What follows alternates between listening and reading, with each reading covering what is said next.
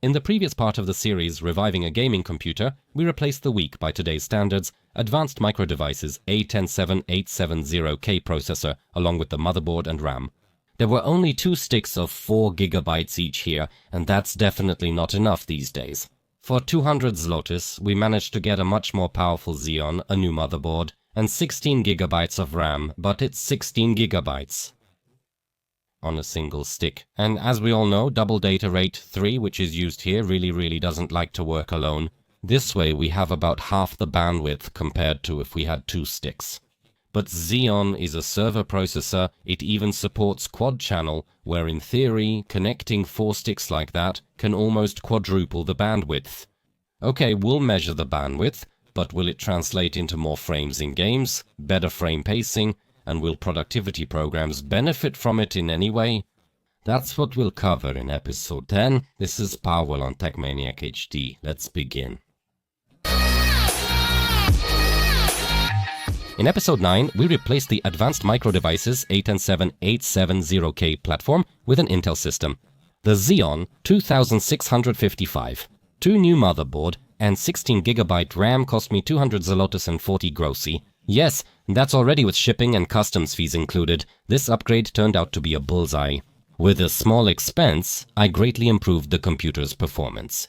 However, there's still a lot of untapped potential left here. Maybe we have 16 GB of RAM now, which sounds pretty impressive, but since it's just a single stick, it's running in single channel mode.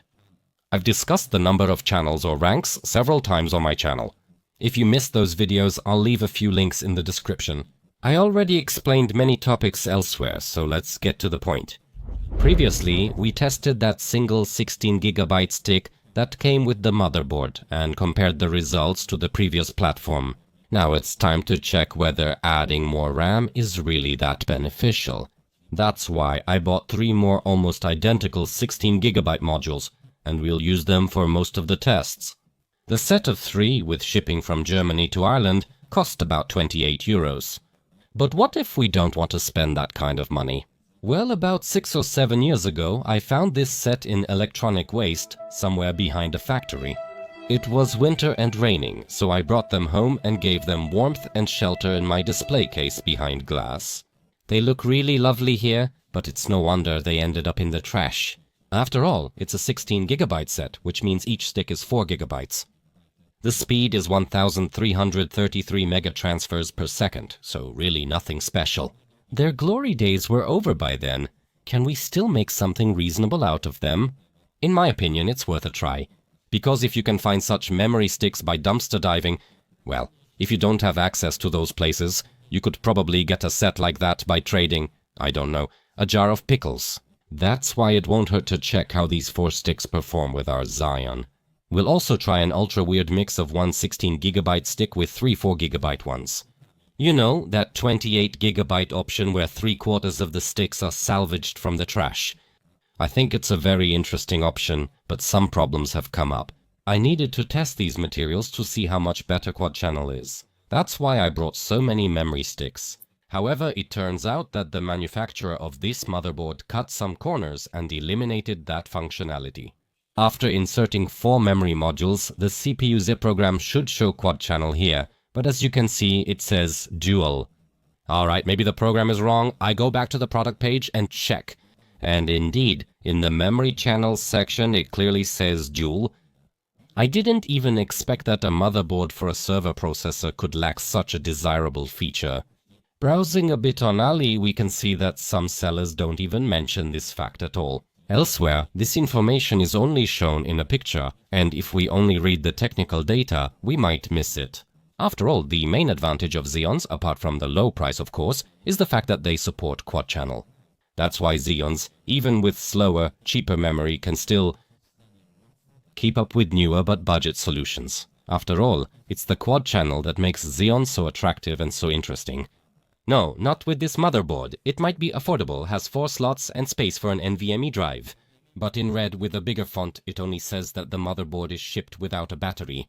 But that's just a minor detail, so let's toss it into the cart and start the fun. Anyway, I suppose that a whole bunch of people just like me bought the motherboard for Xeon, maybe even filled all 4 slots, and to this day are convinced that they have a cool budget processor running in quad channel, when in reality it's just dual channel. Since sellers often hide the fact that a given motherboard is dual channel, how can we find the one we want that supports quad channel? Piotr, a viewer of the channel, shared important information, and I'll quote his email here. The rule is that 99% of motherboards smaller than full-size micro-advanced technology extended, about 215 to 217 millimeters tall, don't support quad channel. Motherboards that are 230 millimeters in height or more support quad channel, and exceptions to this rule are very rare.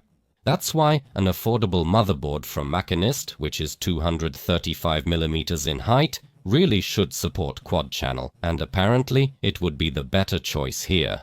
But the milk's already spilled. There's nothing we can do now, so since we're here, it's worth seeing if double dual helps in any way. Is more efficient than the standard one. After all, by adding 2 more modules, we're increasing the number of ranks, which really can bring additional benefits, just like it does on consumer platforms. On the other hand, the more RAM you have, the greater the load on the memory controller inside the processor, and its efficiency will determine which memory kit is the best choice. So let's start by checking the bandwidth in the AIDA64 program. We can see that a single 16 GB stick is a very bad idea. The read and copy speeds are alarmingly low, even compared to something like a junk 16 GB and, importantly, slower clocked kit. However, it's worth noting that at 1600 megatransfers per second, we have latencies of 11, 11, 11, whereas for 1333, they're all 9s.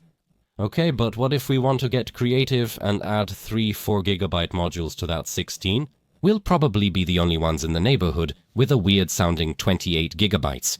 Being proud of being unique is one thing, but what's surprising is that no matter how silly the idea of such a setup might seem, this mix is still a lot better than a single stick. It shows in games too, but we'll get to those in a moment. Although it's worth mentioning here that dual channel will only work up to the first 16 GB. Once you go over that, you'll be relying on the remaining 12, which operate in single channel mode. It may seem weak, but for memory-heavy productivity programs, it's still better than relying on a swap file on an SSD, or worse, an hard disk drive. Now let's review the results using 2 16GB sticks in a dual-channel setup. Read and copy speeds increase, but write speeds lag. You can see that at this frequency, column address strobe latency 11 latency is somewhat burdensome. Using only 16GB sticks in all 4 memory banks mainly just increases capacity for user programs. For games, it doesn't change anything anyway, and 32GB would be more than enough. What if we tried overclocking this memory too? Though overclocking might be an exaggeration. We're not raising voltage or tightening timings, we're just forcing speed in the Northbridge settings. Of 1866 megatransfers, we saved the settings and Bailando. At 1600, latency was 11, now it's 12. But since we have 266 more megatransfers per second, we should still come out on top, as the tests show. See for yourselves. We have a huge increase in read and copy speed, which is obviously great, but the write speed increased dramatically at 32GB, while only a little at 64, and contrary to appearances, this is not a mistake. I run all tests under controlled conditions, repeating each at least 3 times. They just take the average, so what's the point? As shown, AIDA measures the lowest latency on the 32GB kit, while the 64GB kit is higher. OCL and clock speeds aren't very impressive.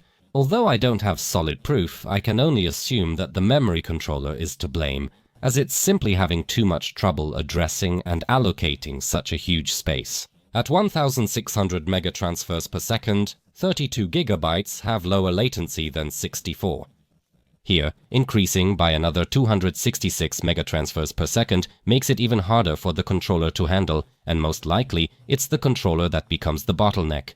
But before we move on to games, let's quickly take a look at the measurements done in 7-zip leaving just one memory stick is a complete misunderstanding, at least when it comes to compression efficiency. Even a basic dual-channel setup will be much better, and although the differences in the other configurations aren't particularly significant, we can see that the 32GB dual, let's call it overclocked, performs the best. Interestingly, decompression prioritizes the lowest column address strobe latency above everything else. But will what the synthetic benchmarks say actually translate to games? Cyberpunk prefers dual channel with identical, even slower modules over a mixed set. It also shows its disdain and disgust for a single channel module. Even after 5 tests on the last 4 configurations, the averages came out as shown. It's hard to explain why 32 GB at 1600 megatransfers per second performed worse than using 4 modules. Maybe it has something to do with the number of ranks and Cyberpunk likes it. If you know, let me know in the comments. 2 16s at 1866 performed slightly better than 64 GB.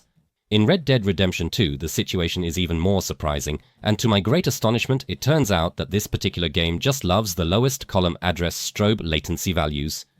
Trash tier, slow 1333 megatransfers per second actually perform noticeably better here than even 32 or 64 gigabytes at column address strobe latency 12. Exactly, 1866 megatransfers per second. If you can get a similar set for a jar of pickles, then for gaming there's little to complain about, and it's definitely worth considering.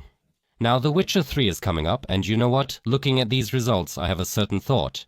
Well, we've gotten used to watching all these videos on YouTube, drooling over the most expensive, best hardware, knowing that we can't afford it anyway, or that only a few people can actually afford it. Messing around with Xeon showed me that building or even resurrecting a computer can still bring a lot of joy. And the less we spend, the greater the satisfaction.